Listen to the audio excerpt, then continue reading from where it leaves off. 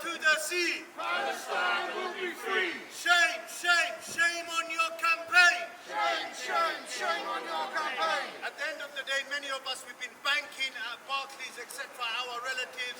We need to shut down our accounts, and this is the only way.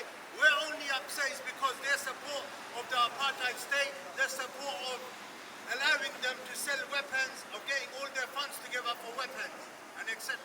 Billions and billions of pounds have been spent, have been going towards this apartheid state of Israel, their support for their weapons and their illegal settlements. And the only way is by hitting the biggest banks in UK, and together we can make a difference. Like I said before, years and years ago, way before I was born, in the early 70s, 80s and 90s, we saw Nelson Mandela take down the apartheid state, and Nelson Mandela, his campaign, he might be in a different world, he might be in the hereafter, but today there's amongst them, the campaign of Nelson Mandela still lives in the hearts of South Africans, and you saw that they've taken Israel down the gutters. Free, free, Palestine. free. History where you are, so make sure you're on the right side of history, the side that is given over £1 billion in loans to Elbit Systems, Israel's largest weapons manufacturer. We keep talking about 24,000 dead Palestinians, but we all know that the real number is over 30,000. There are still many thousands of people trapped under the rubble. And we keep talking about the babies and the children, but let's be real.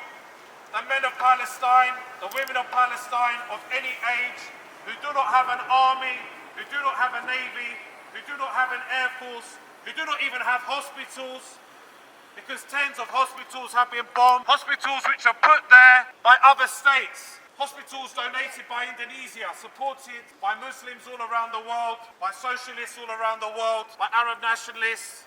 We know that the men and women, the adults of Palestine as well, deserve to live in peace, in freedom, in harmony, to pursue their religious faith, to pursue their education, to pursue careers, love lives, family lives, to eat good food, to live in good houses. But we see here today outside Barclays Bank that this is a system which depends upon slaughter. They profit from death, and we see that BAE Systems, Britain's BAE Systems, has been making record profits, record sales. They need this war on the population of Palestine. They need this war on the population of Yemen to keep their profits up. They need Islamophobia, they need racist immigration laws, and yet they have £2.5 billion to give to Ukraine, the third most backed military in the world, a tiny country like Ukraine. If it was China, the US, Russia, Turkey, Iran, we might understand.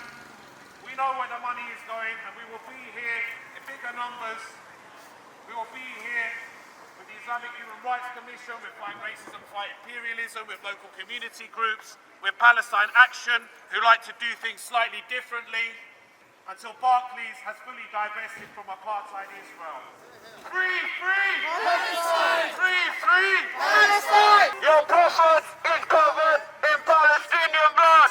Your prophets are covered in Palestinian blood!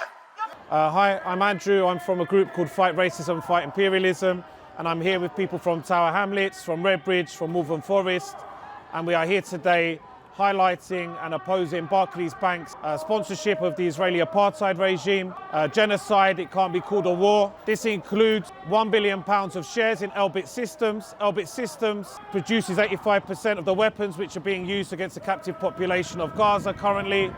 They say that 24,000 have been killed by the Israeli Defense Forces.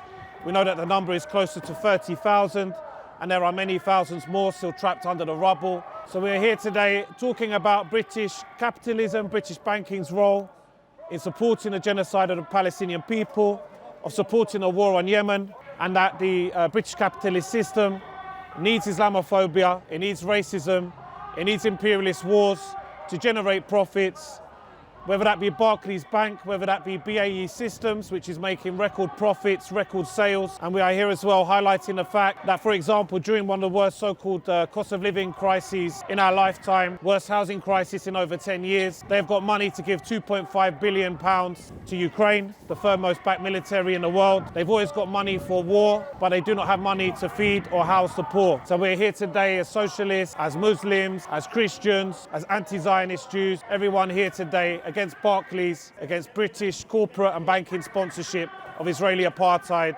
And we will be here over and over again until the Israeli state no longer exists, until Zionism is no more.